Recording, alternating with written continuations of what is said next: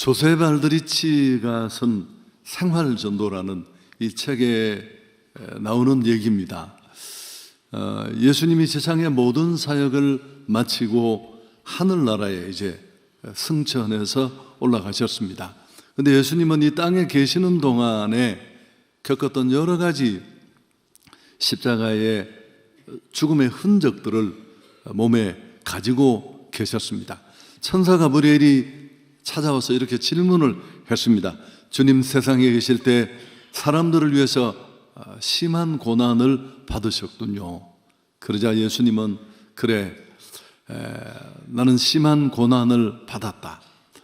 예수님이 그렇다고 대답을 하자, 그럼 주님께서 사람들을 어떻게 사랑하셨고 또 그 사람들을 위해서 어떤 일을 하셨는지 사람들이 다 잘 알고 있습니까? 그렇게 묻자 예수님은 아니야, 아직은 팔레스틴에 있는 소수의 사람들만 알고 있을 뿐이야. 그러자 가브리엘은 당황해서 땅의 모든 사람들에게 주님의 사랑을 전하기 위한 무슨 대책이 있습니까? 그렇게 물었다고 합니다. 베드로, 야고보, 요한 그리고 몇 명의 제자들에게 내가 부탁을 해 놓아서 그들이 나의 사랑을 다른 사람에게 전하고 그들을 통해 내 사랑의 소식을 들은 사람들이 또 다른 사람에게 전파할 것이야.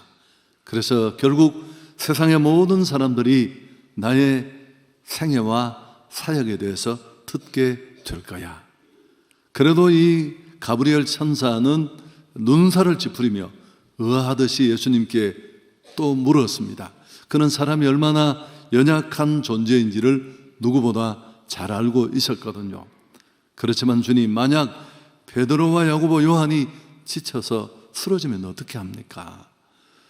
그 이후에 사람들이 그걸 잊어버리면 그 사랑은 어떻게 됩니까?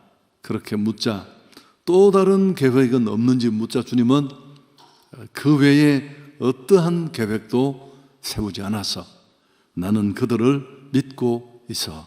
뭐 그런 내용의 얘기가 이 생활전도라는 책에 소개됩니다. 하나님은 전도의 방법으로 택한 자를 구원하시기를 원합니다. 고린도전서 1장 21절에 보면 하나님의 지혜에 있어서는 이 세상이 자기 지혜로 하나님을 알지 못한다. 그래서 하나님은 전도에 미련한 것으로 믿는 자들을 구원하시기를 기뻐하신다. 혹시 천사가 여러분을 이끌어온 분 계십니까? 아닙니다.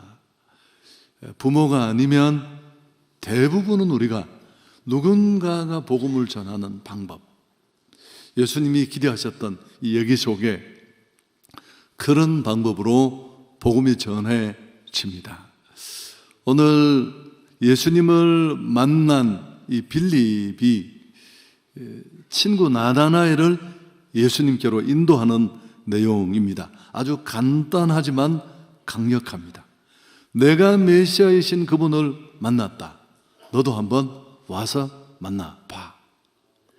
예수님을 만난 사람의 진정한 반응, 전도의 본질을 잘 보여줍니다. 설득력 있는 주장이나 신학적 접근이 아니라 아주 간결합니다. 그래서 좀 이 빌립의 전도 방법을 배워 보았으면 합니다. 오늘 태신자 작정 주일이니까요. 다 설명할 수 없지만 집에 가서 차근히 이 단락을 읽어 보시면 전체적으로 구조적으로 그 과정이 잘 나타나 있습니다. 제가 설명을 다 못하지만 빌립이 예수님을 만나는 사건, 그러자 곧바로 그 예수님을 증거하는 내용, 또 그 내용을 듣는 친구의 부정적인 반응, 그리고 초대, 또 예수님을 만난 사건 이후에 그의 고백까지 다 총망라됩니다. 크게 두 가지 부분으로 나누어지는데, 첫째, 예수님은 갈릴리로 가시던 중에 빌립을 만나고 나를 따르라 하십니다. 빌립은 즉각 그 부르심에 순종합니다. 이전의 삶을 다 뒤로 내려놓고 제자의 길에 들어섭니다. 그 이후 그는 곧바로 동네에서 친분이 있던 나다나엘에게 예수님을 만난 사건을 전합니다. 45절 같이 읽을까요?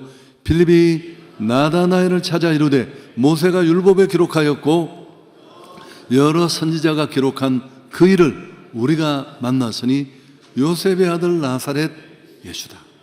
내가 메시아 그분을 만났다. 빌립은 생각만 하는 사람이 아니었습니다. 실제로 찾아가서 자신이 예수님 만난 사건을 말했으니까요. 여러분, 이 빌립의 전도는 대단히 개인적입니다. 제가 표현을 구태한다면 먼 곳 혹은 이론적인 메시아에 대해서 왈부하지 않았습니다. 그저 자기가 만난 분, 그 사건을 얘기합니다.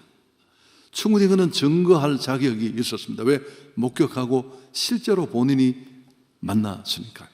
이게 우리에게 주는 첫 번째 교훈인데, 무엇보다도 이 빌립이 나다나엘에게 메시아를 소개하는 장면에서 우리는 그가 실제로 경험한 간증의 힘, 우리 표현입니다만 간증의 힘을 새삼 느낄 수 있습니다. 사실은 우리가 복음을 전하고 예수님을 소개할 때 가장 효과적인 방법이 아닐까 그렇게 생각합니다. 막 신학적인 얘기를 하는 게 아니고 사실 나도 라고 하면서 내가 예수님 만난 얘기를 들려줄 때 어떤 것보다 설득력이 있습니다. 그리스도께서 나의 삶을 어떻게 변화시켰는지, 예수 그분을 만나 내 인생이 어떻게 달라졌는지, 그럴 때 그 얘기를 듣는 그들의 마음은 예수님을 만날 수 있는 가능성에 더욱 열리게 됩니다. 우리는 모든 답을 알 필요도 없고 끝없는 토론에 끌려 들어갈 필요도 없습니다. 다만 내가 만난 그분을 전하면 되고 나누면 됩니다. 언어 속에 예수님을 만난 감격과 기쁨이 묻어난 겁니다.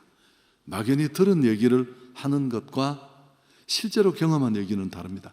제가 이 비유를 많이 했는데, 무슨 놀이공원에서 호랑이를 본 사람과 실제로 산길을 가다가 호랑이를 만난 사람을 제가 알거든요. 우리 매형 눈 크기가 이만합니다. 그때 산속에서 내가 만났는데 그 눈 크기를 딱 보면 호랑이 크기만 해요. 우리 매형이 덩치가 굉장히 유도가 무려 5단 6단 되신 분인데, 그때 친구들이 완전히 막 산을 도망쳐 내려오다가 구렁에 빠지고 한 얘기를 하는데, 설마 저게 뻥일까 싶은 생각이 1도 들지 않아. 너무 진지하고 확신에 차 있고. 여러분, 주님을 만난 실제적인 사건이 팩트로 내 안에 있기에 그 모든 굴곡을 다 뛰어넘는 겁니다. 이 바울은 예수님을 만나 인생이 바뀌었고 사도행전에만 무려 3번 결정적인 순간마다 내가 그분을 만난 사건을 자세히 설명합니다. 9장, 22장, 26장인데 26장에 특히나 바울이 아그리빠 왕 앞에 끌려가서 재판을 받는 그 과정에 추궁받는 그 압박 속에 전도하는 모습은 진짜 압권입니다. 바울의 말을 듣던 베스도가 뭐라고 말합니까? 너 제정신 아니야. 너 완전히 미쳤구나. 너의 많은 학문이 너를 미치게 해서. 그때 바울이 뭐라고 대답합니까? 아닙니다. 나는 미친 것이 아니라 참되고 온전한 말을 합니다. 당신만이 아니라 오늘 나의 이 말을 듣는 모든 사람들이 다 나와 같이 되는 것을 하나님은 원하고 계십니다. 여러분, 얼마나 담대하고 어디서 이런 용기가 나왔을까요? 바로 그 앞부분에 바울이 간증이 등장합니다. 이 왕 앞에서 나는 다소 출신의 어떤 사람이고 내 배경이 얼마나 유대인 중 유대인 바리새인이고 내가 예수 믿는 사람 잡아 족치고 핍박하려고 공문을 가지고 다메섹으로 가는 길에 빛이 비치고 음성이 들리고 내가 땅에 쓰러지고 사울아 사울아 어찌하여 네가 나를 핍박하느냐 그 음성을 듣고 그리고 다시 변화되어 오늘 네가 만난 이 복음을 전하는 이방의 그릇이 될 것이다. 실제로 그가 예수님을 만나 변화받은 그 인생 전체가 바뀌고 뒤집어진 사건이 그 안에 있었기 때문입니다. 여러분, 우리는 얼마나 자주 주저합니까? 거부당할까? 또 설명이 모자랄까? 확신 부족으로 주저할 때가 너무 많습니다. 빌립의 전도를 통해 받는 교훈이 뭡니까? 전도는 웅변이 아니라 의지이고, 또 내 안에 예수님 만난 분명한 사건이 있으면 간단한 일이에요. 여러분, 목격자라야 증인이 되지 않습니까? 저는 종교인과 신앙인을 많이 구분했고, 그 말에 저도 변했고, 많은 사람들이 기도할 때 보면, 인용하는 걸 보면 도전이 된 것 같습니다. 종교인과 신앙인은 또 어떻게 나누어질까요? 한 사람은 교회 다니는 사람이고 한 사람은 예수를 믿는 사람이라면, 또 다른 측면의 종교인과 신앙인을 갈라놓는 분수령이 뭘까요? 한 사람은 들은 얘기를 하는 사람이고, 한 사람은 내가 만난 예수님을 확신으로 모시고 있는 사람인 줄 믿습니다. 어떤 고난, 어떤 사건, 어떤 일을 통해서든지 부인할 수 없는. 두 번째, 또 한 가지, 빌립이 이렇게 자기가 만나고 목격한 그 메시아를, 야, 내가 메시아를 만났다. 우리가 그렇게 역사 속에 오래 기다리던, 너도 그분 만나봤으면 좋겠다. 그러자 이 빌립의 증언에 친구의 반응은 아주 시큰둥합니다. 46절, 나사렛에서 무슨 선한 것이 나올 수 있느냐? 그러자 빌립이 와서 보라. 여러분, 사실 이런 경우는 다반사입니다. 드문 일이 아닙니다. 어렵게 용기를 내어 친구에게, 친지에게, 또 보색의 지인에게 교회를 말하고 또 초청하면 기껏 그들로부터 듣게 되는 얘기는 정말 별말을 다 듣습니다. 야, 꼭 예수 믿어야 해? 꼭 예수만이어야 하냐? 아니, 교회 다니는 인간들은 조상도 없나? 제사 안 드린다면서. 하나님이 계신다면 어떻게 세상이 이 모양이냐? 돈 없으면 교회도 못 다녀. 개독교. 뭐 이렇게. 여러분, 정말 당황하는 정도를 뛰어넘어 멱살을 잡고 싶은 분노가 팍 치밀어 오를 때도 있습니다. 여러분, 이건 일상적인 겁니다. 내가 교회 가자고 살짝 예수님 얘기를 했는데, 나 성경책도 준비해둬서 가자. 여러분, 기대하지 마십시오. 이때 빌립이 어떻게 했는지는 그 힌트를 우리가 얻을 수 있는데, 그는 설득한 것도 아니고 논쟁을 한 것도 아닙니다. 논쟁은 전도에서 백해무익입니다. 혹시 논쟁에 승리하더라도 사람은 잃습니다. 잃어버려요. 뿐만 아니라 나사렛에서 왜 선한 게 나오지 않았느냐고 막 데이터를 다 갖다 대가 여러분 증명하려고도 하지 않았습니다. 그가 한 건 뭡니까? 와 봐라. 내가 만난 그 예수님을 네가 한번 만나봐라. 그분의 부르심에 내가 인생이 바뀌었는데 너도 바뀔 것이다. 백문이 불여일견. 100번 듣는 것보다 한 번 보는 것이 낫습니다. 와서 보라는 이 초대가 논쟁을 뛰어넘어 이게 압권이고 최고였습니다. 여러분, 이번 주에도 무슨 우리 교단에 모임이 있어서 제가 갔는데 목사님 한 분이 자기 중매 잘한대요. 그러면서 벌써 성사한 건수가 4-5건이라고 말하면서 다 이렇게 사진을 보여주면서 한 분한테 보여주니까 아이고 신랑이 좀 그러네 하니까 이 말 저 말 하지 말고 일단 만나봐. 시아버지 되신 분이 그냥 며느리만 만나면 모든 걸 다 들어주겠다 그러는데 어떤 것이든지 해주겠다 그런 이야기도 했습니다. 빌립의 초대에 나다나엘은 예수님께로 옵니다. 오늘 제가 본문을 일부러 끝까지 다 읽어달라고 했습니다. 제 설교는 46절까지 끊겨지지만 닭살 돋는 내용이잖아요.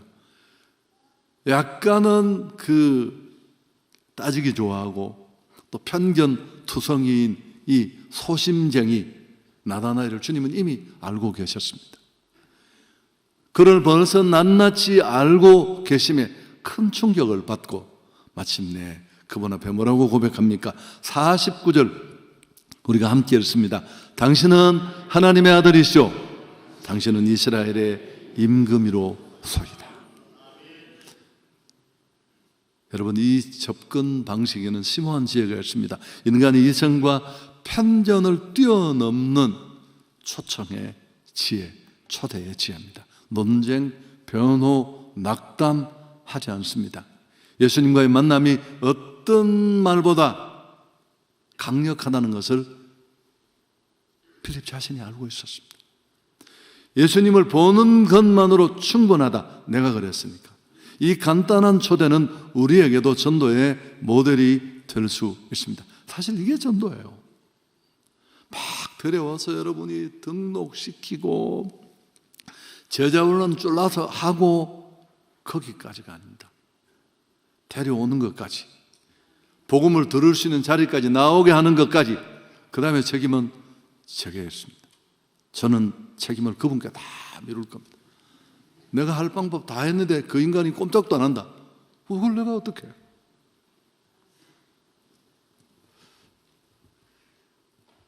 여러분, 그분이 내 삶에 행하시는 부인할 수 없는 일을 통해 그들의 마음을 움직이고 또 그들을 주님께로 초청할 수 있기를 축복합니다. 빌립의 전도가 주는 교훈은 분명합니다. 논쟁에 휘말리지 말고 초대하라. 복음을 들음으로 예수님을 직접 만날 수 있는 기회를 만들어주라.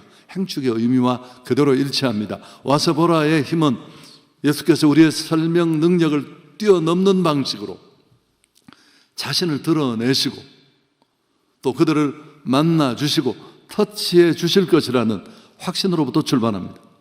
우리는 우리 세대의 빌립이 되라는 부름을 받습니다.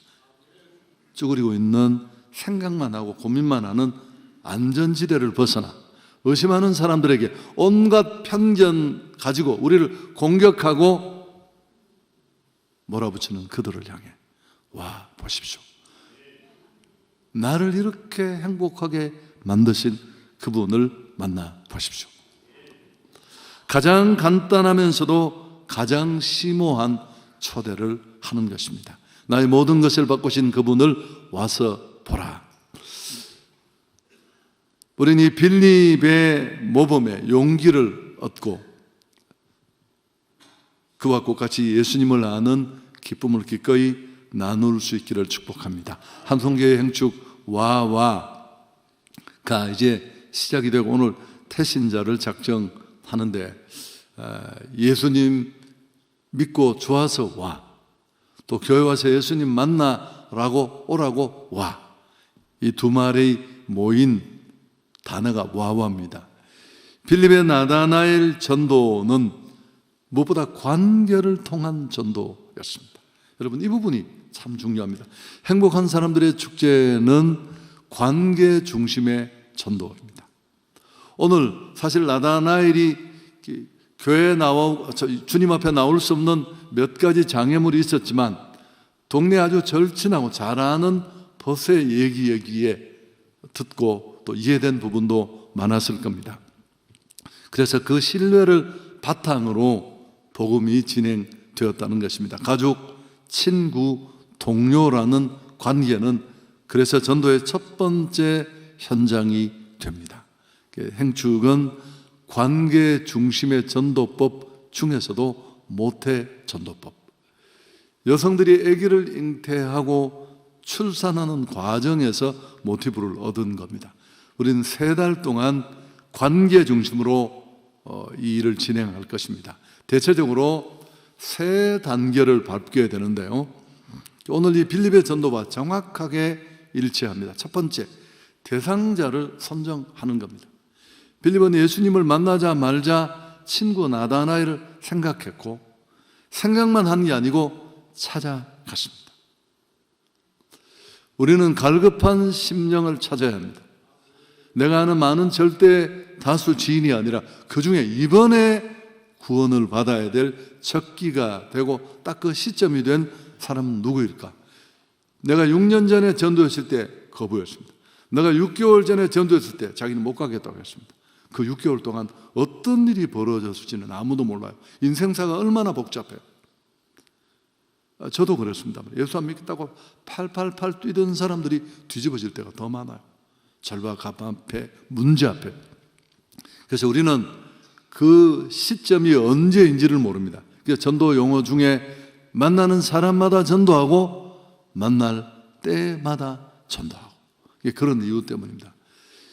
여러분, 우리는 갈급한 심령을 찾아야 하는데 예비된 심령을 찾는 게 중요한데, 내 지인 중에 사도행전 8장에 그 예가 있습니다. 집사 빌립, 이 제자 빌립과는 다른 사람인데 사마리아에서 전도하다가 성령의 음성을 듣습니다. 예루살렘 가사로 내려가는 광야까지 가라. 광야에 사람도 없는 곳에 가라고 하는데 순종하기 쉽지 않았을 텐데 빌립은 순종합니다.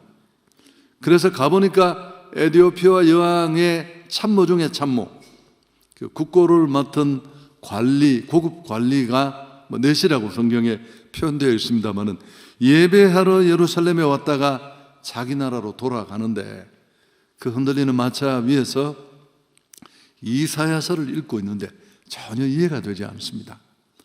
빌립이 마차 위에 오르고 읽는 것을 깨닫느냐고 묻고 모른다고 하자 설명하고 그 과정에 자연스럽게 복음이 전해지고 그는 예수 믿고 마차에서 내려 세례를 받고 자기 고국으로 돌아갑니다.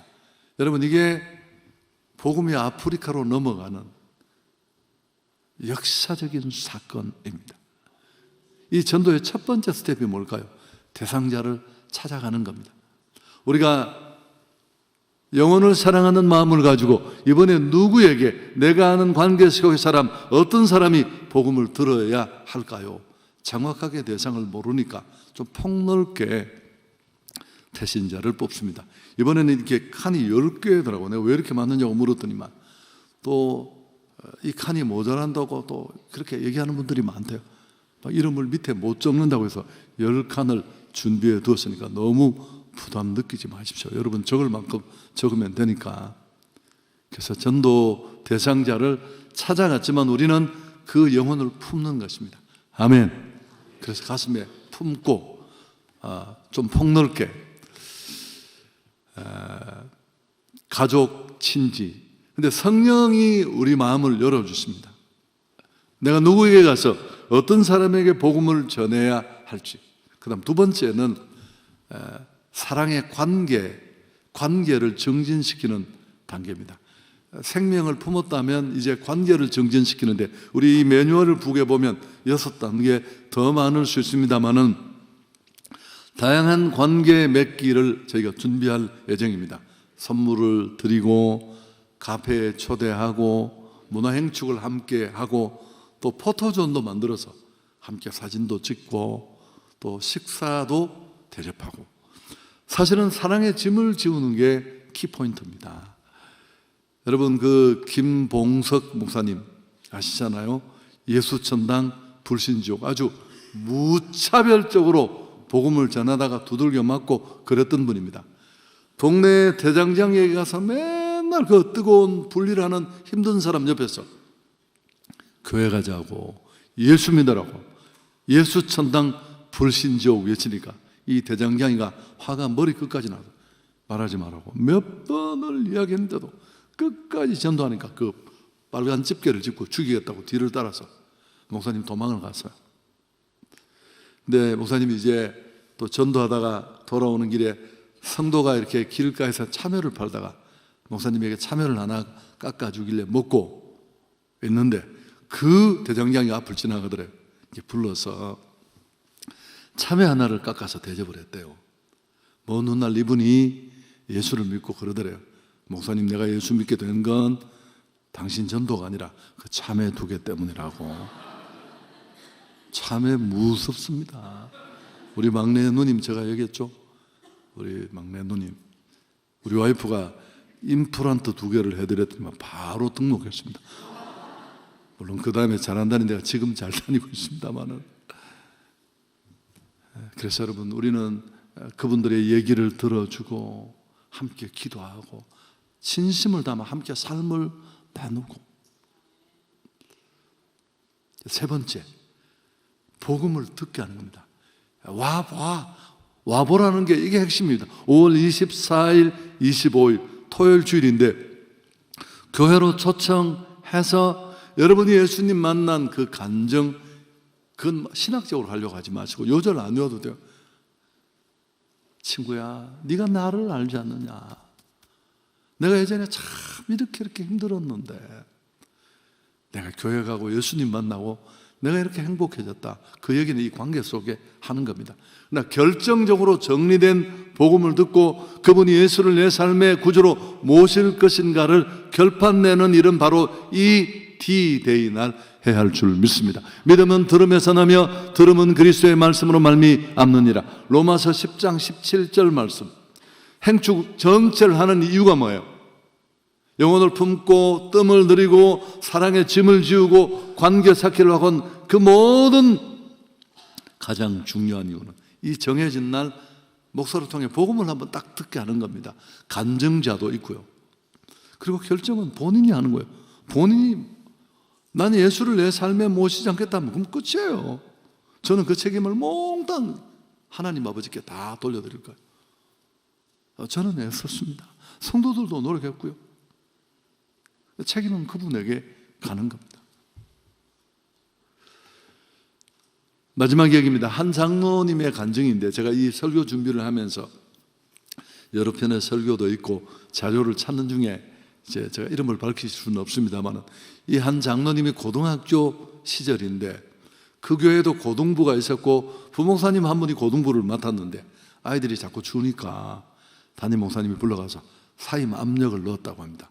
목사님이 너무 다급하니까 학생들을 모아놓고 너희들 한 번만이라도 친구들을 좀 모아달라 그렇게 부탁을 했고, 그 말을 듣고 이 장로님이신 그 분이 학생 때 목사님이 너무 애절하게 그러니까 기도하는 중에 하나님이 자기에게 한 가지 지혜를 주셨대요. 그게 뭐냐면 자기가 지금까지 저축한 돈을 다 찾아서 이 버스표, 제 나이 또래신 것 같아요. 저도 승차권 있던 시대에 살았거든요. 승차권을 사서 나눠주면 좋겠다 그렇게 마음을 먹고 학교에서 밤마다 돌아다니면서 일일이 이 저금통을 깬 돈으로 버스표 승차권을 사서 나누어주면서 다음 주일 우리 교회 오라고. 근데 그 다음 주일에 놀라운 것은 150명의 학생들이 교회 나와서 예배당을 가득 채웠다고 합니다. 부목사님은 울고 이제 안 쫓겨나니까 담임 목사님은 너무 막 좋아서 입이 귀에 달렸고, 그 시간이 많이 흘러서 자기가 이제 장로님이 되셨는데 그 동창회 모임에 갔더니만 한 친구가 와서 야 누구누구야 너 장로 됐다고 내가 들었다. 야 그때 너 기억나느냐? 네가 나한테 버스 표 줘서 내가 교회 가고 그 후로 내가 예수 믿고 나 지금 목사 되어서 선교하고 있어. 한 친구는 나 집사가 되고 나도 장로가 되고. 여러분 사실 그 장로님은 응답받은 대로 친구들에게 작은 헌신을 하는 겁니다. 그리고 정해진 날로 우리 교회에 좀 와봐 라는 그 와보라 한마디를 한 것뿐인데 사람들을 예수님 만나게 하고 그 인생을 바꾸었습니다. 왜? 그때 구원받기로 결정된 사람들이었기 때문에 그렇습니다. 아멘. 좋으신 하나님께 영광을 돌리겠습니다.